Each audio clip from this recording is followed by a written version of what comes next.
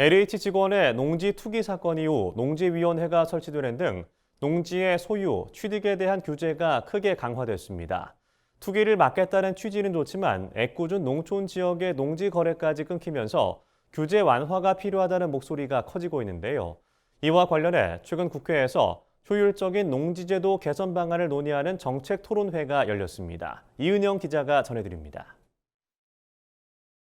2021년 한국토지주택공사 LH 직원의 땅 투기 사건 이후 농지법 개정으로 농지의 소유와 취득 규제가 크게 강화됐습니다. 하지만 투기와 거리가 먼 농촌 지역에서도 농지 거래가 급감하면서 현장에선 규제를 완화해야 한다는 요구가 커지고 있습니다. 이를 대변하듯 현재 22대 국회에는 농지법 개정안이 30건 넘게 발의됐습니다. 하나의 투기 수단을 막는 수단을 넘어서서 실질적으로 우리 농민들의 재산권을 사실 침해하는 또는 또 농지에 대한 취득이나 이용을 굉장히 타이트하게 어렵게 함으로써 여러 가지 귀농 귀촌조차도 좀 어렵게 되는 그런 상황들이 많습니다. 이런 상황에서 지속 가능한 농업 농촌을 위한 효율적 농지제도 개선 방안을 찾는 정책 토론회가 최근 국회 도서관에서 열렸습니다.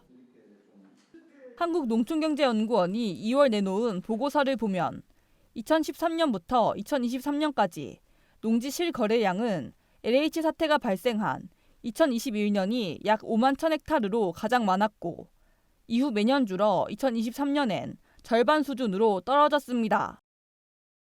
최광석 농경연 연구위원은 이런 거래량 감소에는 규제뿐 아니라 금리 상승의 영향도 크다며 금리가 내려가면 다시 거래가 늘 가능성도 있다고 분석했습니다. 따라서 무조건적인 규제 완화보단 거래량이 일정 기준 아래로 떨어질 때 읍면 단위로 세분화한 인구 감소 지역에 한해 농지 규제를 완화할 것을 제안했습니다. 농촌 소멸 위험 지역에 한정을 해서 임대차나 취득 요건을 좀 조건부 그리고 시한부로 좀 완화할 필요가 있지 않나. 토론에서도 지역별로 농지 규제를 차등 적용해야 한다는 주장이 이어졌습니다. 이상혁 경북 영천 고경농협조합장은 농촌에선 농지를 담보로 대출을 받는 경우가 많은데 농지 거래 축소로 농지 가격이 떨어지면서 농민은 물론 지역 농협까지 손실을 보게 됐다고 토로했습니다. 감정 평가를 예를 들면 그때 당시에 이 농지가 100만 원을 냈었는데 지금은 50만 원밖에 안 됩니다. 그럼 저희들 대출하는 부분에서도 상당히 마이너스 손실이 나는 경우가 태반입니다. 농촌 현실에 맞게끔 농지 제도를 바꿔주셨으면 하는 바람이. 또 미래 농업의 대안으로 주목받는 스마트팜이나 공동영농, 6차 산업 확대를 위해서 농지제도 개선이 필요하다는 지적도 나왔습니다.